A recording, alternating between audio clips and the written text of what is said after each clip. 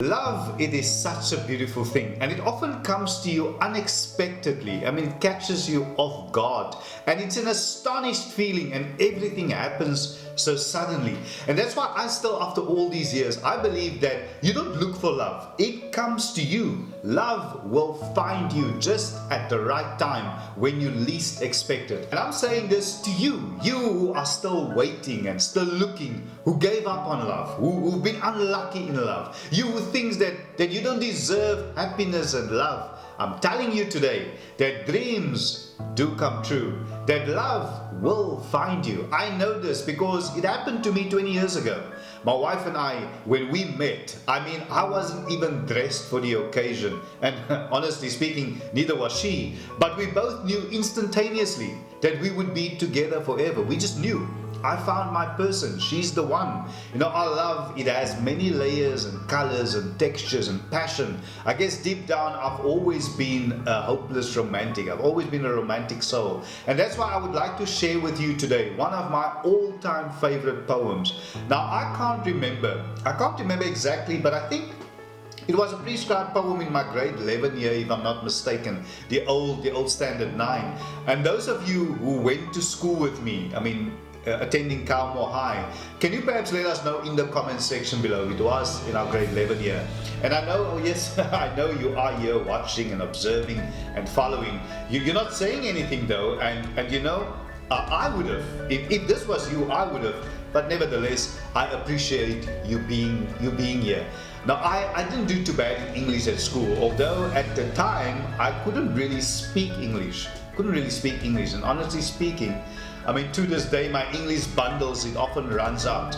Now, in this poem that I'm about to share with you, the speaker is proclaiming her unending passion for her beloved. She tells her lover, likely to be her husband, just how deeply her love goes. And she also tells him how she loves him. She loves him with all of her being, and she hopes that God will grant her the ability to love him even after she passed. She tells him that there are many reasons why she loves him and that she's going to list them out. And as the poem progresses, the language becomes, I think that's what drew me to it, it becomes more figurative, with the poet making various nature-based comparisons in order, as I guess, to depict her love accurately and movingly. The poem is, of course, How Do I Love Thee? Let Me Count the Ways by, you know it, Elizabeth Barrett Browning. So here goes. How do I love thee? Let me count the ways. I love thee to the depth and breadth and height my soul can reach when feeling out of sight, for the ends of being an ideal grace. I love thee to the level of every day's most quiet need, by sun and candlelight. I love thee freely as men strive for right. I love thee purely as they turn from praise. I love thee with the passion put to use, with my old griefs and with my childhood's faith. I love thee with a love I seem to lose, with my lost saints. I love thee with the breath, smile, tears of all my life.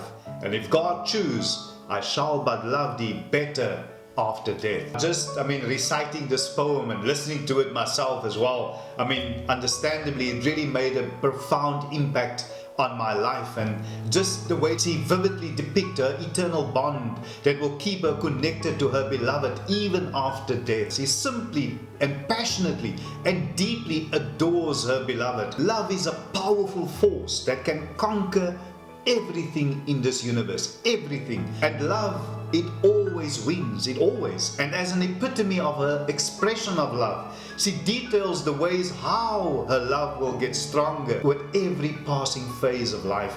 And I think for me, what initially drew me towards this poem, from the first time that I read it, I think almost 30 years ago, what stood out for me was the fact that love and faith are the major themes filling this poem, major themes. And at the time, as a young boy in his mid-teens, going through the phases of life, I was very reserved and shy back then. I was.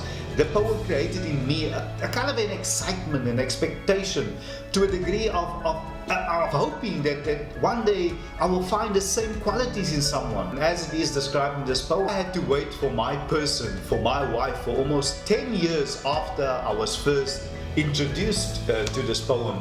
But the wait was most definitely worth the while. I mean, I'm still deeply in love with my wife, but also still captivated by the poet in the way that she expresses a deep and innocent love in such a profound and captivating way. The amazing thing is that just the other day, I mean, I realized that this poem is actually on the first page of our wedding album. I never knew it. Our wedding album was actually a gift. How amazing was it when I saw it, and I knew I just had to share it with you all. Thank you so much, everybody, for once again joining me on today's episode. Now, if this episode was of value to you, can I kindly ask you, if you haven't, to please subscribe to my channel, like this video, and to share it, and leave me a comment in the comment section below. Subscribing, two things. Firstly, it is absolutely free, and secondly, it is really easy. Just click that subscribe button in the bottom right hand corner of your screen, and please remember to hit the all notifications, and that way you will be notified and you won't miss out whenever I upload new videos. Thank you so much, everybody. I'll see you in the next episode. Stay blessed.